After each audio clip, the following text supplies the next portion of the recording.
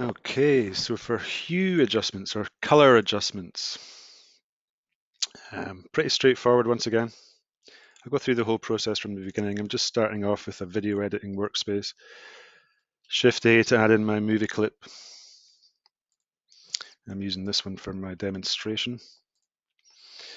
I'm just zooming out here and I'm going to change the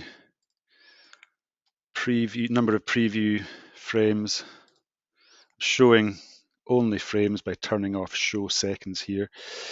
This is quite handy if you're working with one clip in the video editor, but page up on the keyboard will take you to the last frame, and then you can just quickly note that that's 278, change the end frame down here, then it'll just loop nicely. Obviously, I've got to change my resolution to match the clip I've imported, which was exported to 1080 by 1080.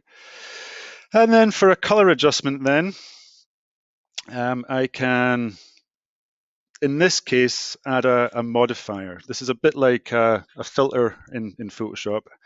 There is a hue correct modifier there, but I find that quite clunky. You have to move all these little points about individually. But just for something quick and easy, the color balance one is a bit easier. So you can adjust the lift, the gamma, and the gain. The lift is the highlight. So if you notice, or is it? No, the lift is the darks. Sorry. So this is the darks, this is the midtones, and these are the lights. So you notice if I change this to blue, it's not affecting his helmet because his helmet is one of the light colors. So if I change the darks, I change the midtones, and if I want to change those highlights around the helmet and the light colors of his costume, I need to adjust this one here. So if I want to have the lights to be sort of warmer, I can adjust this down here. Or cooler, I can take it towards the greens and the blues. That's affecting the whole clip. So once again, if you want to use an adjustment layer and apply this to just a portion of the clip, we can use Shift A and add in an adjustment layer here. I'm just going to pop it above. We can grab these handles here and stretch them out for the duration you require. And then with the adjustment layer selected, we can add a modifier and make your changes once again.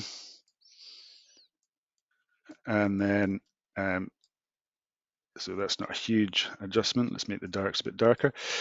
And then those changes are only going to be applied to the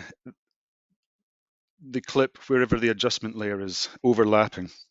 And I was just keyframing that by keyframing the opacity of this strip.